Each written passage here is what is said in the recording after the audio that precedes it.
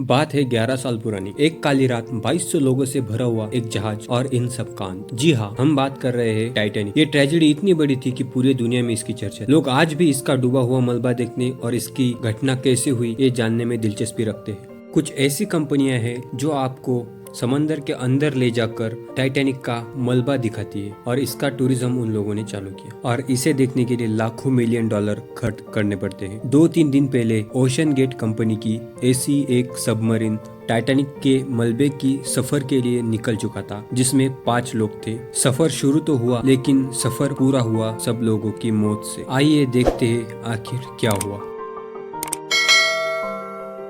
बात है 10 अप्रैल 1912 की। दुनिया का सबसे बड़ा जहाज RMS टाइटैनिक अपने सफर पर निकलने वाला था। ये जहाज साउथ हैम्पटन इंग्लैंड से न्यूयॉर्क जाने वाला था, जिसके कमांडर थे एडवर्ड जॉन स्मिथ। ये दुनिया का सबसे बड़ा जहाज था, जिसकी लंबाई करीब 269 मीटर और हाइट 53 मीटर थी। इस दुनिया के सबसे बड़े जहाज को बनाने का उस टाइम खर्चा आया था $7.5 मिलियन, जो कि आज के अराउंड $400 मिलियन है। इसमें इतने सेफ्टी फीचर्स थे कि इसे अनसिंकेबल कहा गया था। सेफ्टी के साथ साथ इसका इंटीरियर भी किसी 5 स्टार होटल को भी पीछे छोड़ देता था। इसे बनाने वाले कंपनी का नाम था व्हाइट स्टार लाइन, जिसके वाइस प्रेसिडेंट थे फिलिप A.S. फ्रैंकलिन। उन्होंने कहा था कि ये दुनिया का सबसे बड़ा और सबसे सेफेस्ट जहाज है जो कभी डूबेगा नहीं। ये एक अनसिंकेबल शिप है। 10 अप्रैल को जहाज का सफर शुरू हो गया। सफर शुरू होने के 2 दिन बाद ही टाइटैनिक को आइसबर्ग की वार्निंग आने लगी, लेकिन टाइटैनिक की क्रू ने वार्निंग को इग्नोर कर दिया। जहाज की स्पीड कायम रखी। वार्निंग आने के बावजूद भी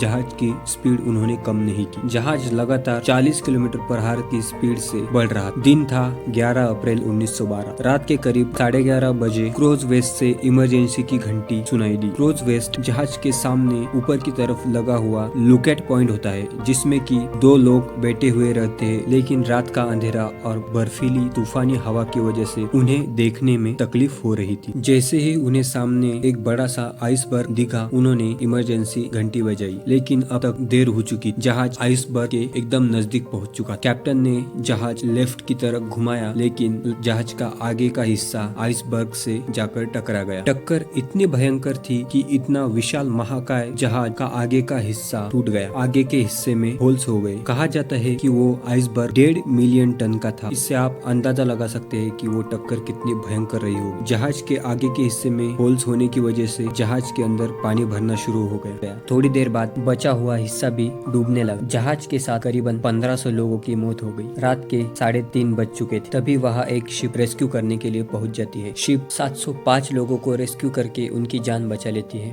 सिर्फ उन 705 लोगों को ही सही सलामत बचाया गया। जब उसके बाद कई दिनों तक टाइटैनिक का मलबा ढूंढने की कोशिश जारी थी। इसका मलबा ढूंढने में करीब 70 साल से ज्यादा का वक्त लगा। सितंबर 1985 को टाइटैनिक के मलबे का पता लगा, जो कि ओशन के अंदर लगभग 3.8 किलोमीटर था। टाइटैनिक के दोनों टुकड़े एक दूसरे से 600 मीटर दूर पड़े हुए थे। जब इनका पता लगा तो टाइटैनिक का कुछ ही हिस्सा बचा हुआ था। कहा जाता है कि समुद्र में जो बैक्टीरिया है, उन्होंने इसके मेटल को खा के पूरा डिस्ट्रॉय कर दिया है। बताया जाता है कि इसका बचा हुआ हिस्सा भी 2030 तक पूरा खत्म हो जाएगा। इसके बाद 1997 में आई टाइटैनिक मूवी, जो कि मेगा ब्लॉकबस्टर थी, उसे पूरी दुनिया ने देखा, जिसकी वजह से टाइटैनिक का इंटरेस्ट लोगों में बढ़ता गया और लोग लाखों डॉलर खर्च करके इसका मलबा देखने के लिए जाते थे। ऐसे ही एक कंपनी है ओशन गेट, जो आपको इसका मलबा दिखा कर लाती है। ये सफर पूरे 8 घंटे का रहता है। इस सफर की कीमत $2.5 लाख है। 22 जून को ओशन गेट की एक सबमरीन 4 बिलियनियर लोगों को